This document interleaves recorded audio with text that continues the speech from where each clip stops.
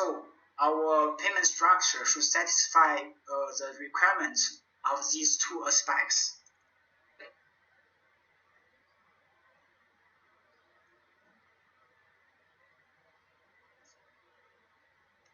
So let's go to the performance requirements of the surface.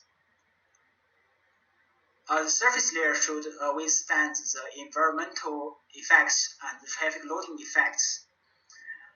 The environmental effects include the rain, water, and temperature, while the traffic loading includes the vertical, horizontal, and impact loading. So this shows the vertical load when the vehicle runs on the pavement smoothly. The horizontal load, so when the vehicle starts, brakes, or there is a very sharp turn, so there will be horizontal load.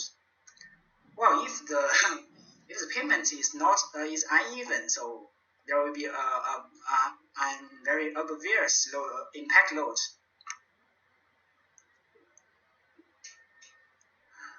So for the surface layer, the basic requirements include the following aspects. The first one is the strength, and then the deformation resistance, the moisture damage resistance, and the high temperature stability, and then is the friction resistance.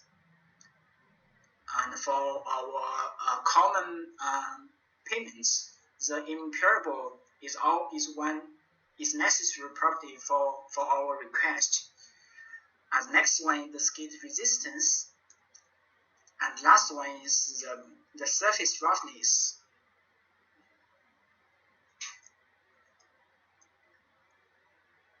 So let's continue to see the requirements for our base layer.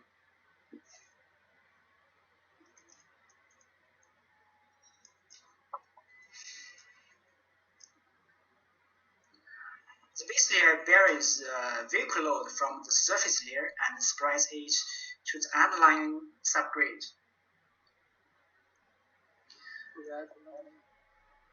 These three figures at the bottom of this page shows three different payment tabs. So for different payment tabs, the load distribution tab is different. It's also different.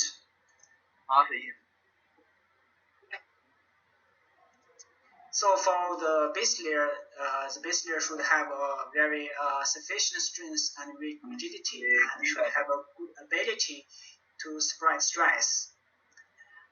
It should also have a sufficient moisture damage resistance and a good roughness.